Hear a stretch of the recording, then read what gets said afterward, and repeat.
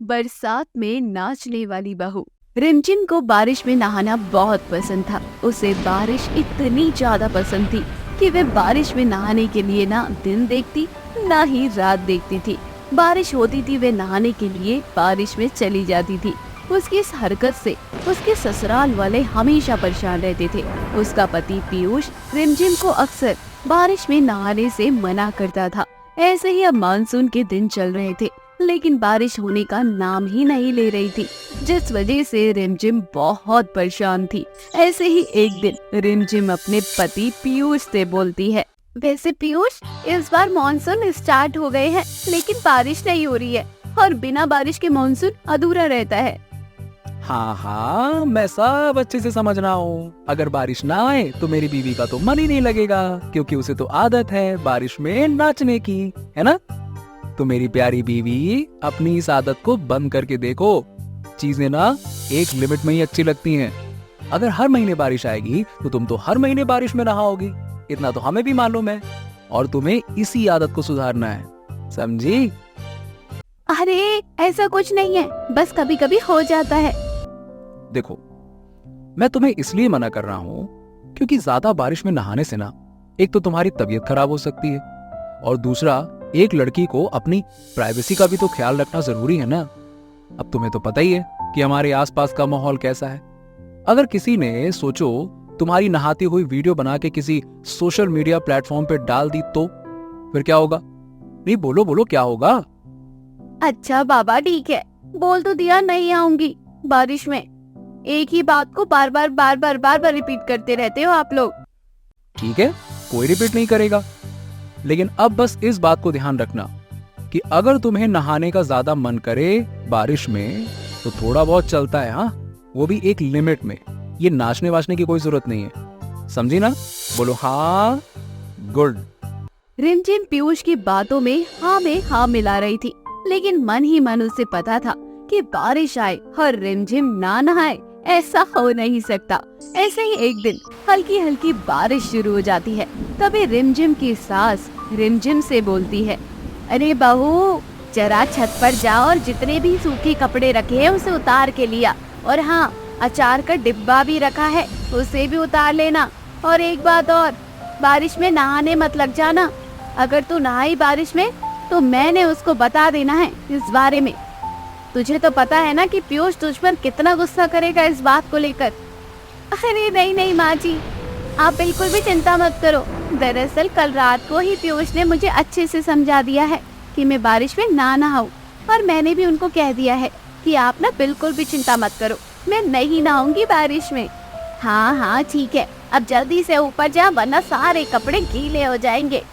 इतना बोलकर रिमझिम बड़े ही खुश होकर छत पर जाकर कपड़े और अचार का डब्बा उतार कर कमरे में रख देती है।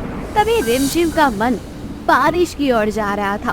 बारिश बार बार रिमझिम को अपनी ओर खींच रहा था। क्या करूं, नहाने जाऊं या नहीं जाऊं? अगर नहाने गई तो पीयूष मुझ पर गुस्सा हो जाएंगे, और अगर नहीं नहाई तो मेरा मन मुझे बार बार परेशान करेगा। क्या करूं, वो समझ नहीं आ रहा। मैं एक काम करती हूँ, नहा लेती हूँ। माँ जी जब पूछेगी ना, तब कोई बहाना बना दूंगी। रिमझिम छत पर नहाते नहाते नाचने लगती है। आसपास के कुछ लोग उसे छत पर नहाते हुए देखते हैं और बहुत सारी बातें बनाने लगते हैं, लेकिन रिमझिम को इन चीजों से बिल्कुल भी फर्क नहीं पड़ता था। थोड़ी देर में रिमझिम नहा धोकर नीचे आती है। उसके बाल गीले थे। ये सब देखकर रिमझिम की सास बोलती है, अच्छा, तो मना करने के बाद भी तू बारिश में नहा ही ली आखिर। आने दे पीयूष को, तुझे मना किया है ना बारिश में नहाने के लिए। तुझे पता है, तू इस तरह से छत पर नहाती है और नाचती है तो आसपास के सभी लोग तुझे देखते हैं। तू हमारी घर की बहू है, और बहू होने के नाते तेरा फर्ज बनता है कि तू अपनी और हमारी इज्जत का ख्याल रखे। नहीं माँ जी, आपको ऐसा लग रहा होगा, मैं जानबूझकर नहीं हूँ। मैं दरअसल बात ये है कि मैं जब छत पर कपड़े उतारने गई तो वहाँ अचानक से बारिश तेज हो गई थी और मैं गीली हो गई। फिर मैंने सोचा जब मैं गीली हो गई हूँ तो थोड़ा सा नहा लेती हूँ। तो नहाने के लिए घर में बाथरूम बना हुआ है, बाथरूम में नहीं नहा सकती थी क्या? माँ जी प्लीज इस बार मुझे माफ कर दीजिए, आप उनको मत कहना, वे मुझ पर बहुत गुस्सा करेंगे। ठीक है, इस बार छोड़ रही हूँ, लेकिन आगे से मौका मत देना कि मैं तेरी शिकायत अपने बेटे से करूँ। देख, जो तूने आज किया है बहुत गलत किया है। सब तेरी भलाई के लिए कर रही हूँ, घर में ताकि सुख शांति बनी रहे, फालतू का लड़ाई झगड़ा मन मुटाव ना हो। इसलिए हम वे काम क्यों करें जिससे अपना ही नुकसान हो। ठीक है बाजी, मैं आगे से ध्यान रखूंगी। ऐसे ही कुछ दिन बीत जाते हैं। सास कुछ दिनों के लिए अपने एक रिश्तेदार के पास चली जाती है। अब रिमझिम घर पर अकेली थी।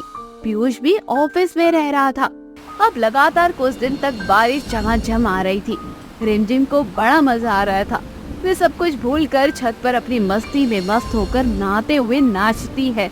रिमझिम नहाने में इतनी मस्त थी कि उसने नहाते वक्त बहुत ही हल्के कपड़े पहने थे, जिससे उसकी थोड़ी थोड़ी बॉडी शो हो रही थी। आसपास के कुछ बदतमीज लड़के उसकी वीडियो बनाकर सोशल मीडिया पर डाल देते हैं। ऐसे ही एक दिन पीयूष ऑफिस में अपने दोस्तों के साथ बैठकर लंच कर रहा था। तभी पीयूष का एक फ्रेंड मनन, वो पीयूष को इंस्टाग्राम पर रिमझिम का रील दिखाते हुए कहता है, क्या बात है पीयूष, भाभी तो आजकल बड़ा ही छा रही हैं? सोशल मीडिया पर इनको बारिश में नहाना बहुत ही ज्यादा पसंद है। क्या बात है, क्या बात है। इनके ठुमके तो देखो, इनकी वजह से तो बारिश भी खुश हो गई होगी, तभी तो दिल्ली में बाढ़ आने वाली है। बारिश बंद होने का नाम नहीं ले रही है। अब ऐसी खूबसूरत खूबसूरत भाभी बारिश में नहाएंगी तो बारिश तो रोज ही आएगी ना। अपनी पत्नी की ऐसी बात सुनकर पीयूष को बहुत गुस्सा आता है, जिस वजह से पीयूष और मनन में लड़ाई हो जाती है। शाम को वे जब घर आता है तो रिमझिम पर बहुत गुस्सा करता है और उसे उसकी वीडियो दिखाते हुए कहता है, मिल गई तसल्ली तुम्हें, भर गया मन। मना किया था ना कि कोई भी ऐसी चीज मत करो जिसकी वजह से हम सबको दिक्कत हो। या तुम्हें समझ में क्यों नहीं आता है? अगर इंसान ने जीवन में अपने मन को कंट्रोल कर लिया तो समझ लो उसने सब कुछ हासिल कर लिया। अगर हमारा मन ही हमारे कंट्रोल में नहीं है तो हम कुछ भी नहीं कर सकते जीवन में। और इतनी सी बात तुम्हारे दिमाग में घुसने का नाम नहीं ले रही है। और तुम्हारी वजह से आज लोग मेरा इस तरह से मजाक बना रहे कि मैं क्या बोलूं। अब मैं जानता हूं कि इस वीडियो के वायरल होने के पीछे तुम्हारा कोई हाथ नहीं है, लेकिन मैंने तुम्हें मना किया था ना कि कोई भी ऐसा काम मत करना जिससे ऐसी नौबत आए। वीडियो देखकर रिमझिम को बहुत बुरा लगता है और वे रोने लगती है, जिसके बाद वो पीयूष से माफी मांगती है। मुझे माफ कर दो पीयूष जी, मुझे नहीं पता था कि कोई मेरी इस तरह से वीडियो डाल देगा। मैं जानती हूँ कि मेरी गलती है, आपके मना करने के बाद भी मैंने ये सब किया। रिमझिम बहुत ज्यादा रोने लगती है। पीयूष उसे समझाता है और साइबर क्राइम में जाकर वीडियो बनाने वाले के खिलाफ कंप्लेंट करता है। छानबीन के बाद वीडियो बनाने वाला पकड़ा जाता है। बिरजू बाजार में टमाटर बेचने का काम करता था और टमाटर बेचकर ही अपने घर को चलाया करता था। बिरजू दिन रात मेहनत करके अपनी बेटी ज्योति को पढ़ा लिखा कर एक काबिल लड़की बना देता है। ज्योति दिखने में काफी सुंदर थी। ऐसे ही एक दिन बिरजू अपने घर में अपनी पत्नी कौशल्या से ज्योति की शादी की बातचीत करते हुए बोलता है, अरे भाग्यवान, अब तो हमारी बिटिया भी बड़ी हो गई है, लेकिन आजकल के समय में शादी ब्याह करना आसान बात नहीं है। अरे आजकल सभी को अच्छा खासा ध्यान रखे चाहिए होता है, उसके बाद ही एक लड़की की शादी किसी अच्छे घर में होती है। वरना जैसे मैंने अपना जीवन गरीबी में काटा है, वैसे ही मैं नहीं चाहता कि मेरी बेटी ज्योति भी काटे। बात तो ठीक है, लेकिन आपको पता है ना हम कितने गरीब हैं। हम तो अपनी बेटी की शादी में दान दहेज भी नहीं दे सकते, क्योंकि आप सिर्फ ये टमाटर बेचने का काम करते हैं और ये टमाटर बेचकर कितना दहेज जमा कर पाएंगे। अरे तुम चिंता मत करो, इतना सब कुछ हुआ है, आगे भी सब कुछ अच्छा ही होगा। यहाँ माता पिता को ज्योति की शादी की चिंता सता रही थी, तो वही दूसरी तरफ ज्योति ने अपने सपनों का राजकुमार खुद ही ढूंढ लिया था। दरअसल ज्योति एक अर्जुन नाम के लड़के से बेहद मोहब्बत करती थी। अर्जुन शहर का सबसे बड़ा बिजनेसमैन था। उसके पास पैसों की कोई कमी नहीं थी। बहुत बड़ा बंगला, घर में नौकर चाकर और बहुत सारी गाड़ियाँ थी। ऐसे ही एक दिन ज्योति अर्जुन से बोलती है, क्या हुआ आरती, तुम्हारी अम्मी ने क्या कहा? आमिर, मेरी माँ तो इस रिश्ते के लिए बिल्कुल भी तैयार नहीं है। मुझे लगता है कि घर वाले कभी भी इस रिश्ते के लिए तैयार नहीं होंगे। आजकल के टाइम में कौन जात पात और कौन धर्म को देखता है। प्यार तो धर्म और जात पात दोनों से बड़ा होता है, लेकिन फिर भी हमारे माँ बाप हमारे साथ ऐसा क्यों कर रहे हैं? आरती, तुम बिल्कुल चिंता मत करो। तुम बस एक बात अपने दिमाग में बैठा लो, शादी होगी तो सिर्फ हमारी होगी, वरना हम दोनों कभी शादी नहीं करेंगे। अगर घर वाले नहीं भी मानते हैं तो भी मैं तुमसे ही शादी करूंगा। ऐसे ही शाम को अर्जुन अपनी माँ देविका से ज्योति के बारे में बात करता है।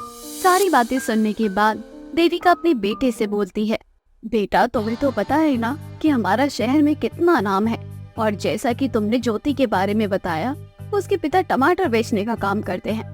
आखिर ये रिश्तेदार हमारे बन पाएंगे? और आजकल ये प्यार होना बहुत कॉमन बात है। बेटा इसका मतलब ये नहीं कि तुम शादी कर लो। मैं आपकी बात समझ रहा हूँ माँ, और सच बताऊँ तो मैं ज्योति से बहुत प्यार करता हूँ। मुझे बिल्कुल भी फर्क नहीं पड़ता कि ज्योति अमीर है या गरीब, मुझे बस उसी के साथ रहना है। तुम्हें पता है ना, शादी बराबरी वालों के साथ ही करना सही रहता है, और हमारी साइड में कितना लेन देन होता है, वे लोग नहीं कर पाएंगे। अरे अपने बारे में तो नहीं सोचा, कम से कम ज्योति की फैमिली के बारे में तो सोच ले। माँ एक बार ज्योति से मिलकर तो देखो, आपको ज्योति बहुत पसंद आएगी। उसके बाद ना आप सारा लेन देन भूल जाओगी। ज्योति बहुत अच्छी है। बेटा मैं उस लड़की से मिलकर क्या करूंगी? शादी सिर्फ ज्योति से ही नहीं होनी। शादी का मतलब होता है कि लड़के लड़की के साथ उसकी पूरी फैमिली भी इन्वॉल्व होना बहुत जरूरी है। और तुम बच्चे हो, अभी तुम्हें कुछ नहीं पता। माँ आप भी सुन लो, शादी करूंगा तो सिर्फ ज्योति से, बाकी मुझे कुछ भी नहीं पता कैसे क्या होगा क्या नहीं होगा। इतना बोलकर अर्जुन वहाँ से चला जाता है। ऐसे ही एक दिन देविका मॉल में शॉपिंग करके बाहर आ रही थी, तभी अचानक से देविका को चक्कर आ जाता है और वे नीचे गिर जाती है। आसपास के सभी लोग उसकी वीडियो बनाना शुरू कर देते हैं। तभी वहाँ पर एक लड़की आती है जो कि देविका की मदद करती है, उसे पानी पिलाती है। थोड़ी देर में देविका को होश आ जाता है और देविका लड़की का शुक्रिया अदा करती है। दरअसल वह लड़की और कोई नहीं बल्कि ज्योति थी। देविका और ज्योति की पहली मुलाकात कुछ इस तरह से होती है। देविका को ज्योति बहुत पसंद आती है, लेकिन वो इस बात से बिल्कुल अनजान थी कि ज्योति ही उसके बेटे की पसंद है। अरे बेटा तुम्हारा बहुत बहुत शुक्रिया, सच में तुम बहुत अच्छी हो। आसपास के सभी लोग इस बात का फायदा उठाकर अपने अपने व्यूज बढ़ाने के लिए मेरा वीडियो सोशल मीडिया पर डालने के लिए वीडियो बनाना शुरू कर रहे थे, और एक तुम थी जो मेरी मदद करने के लिए आगे आई। सच में तुम जिस घर में जाओगी ना, उस घर में खुशियाँ भर दोगी।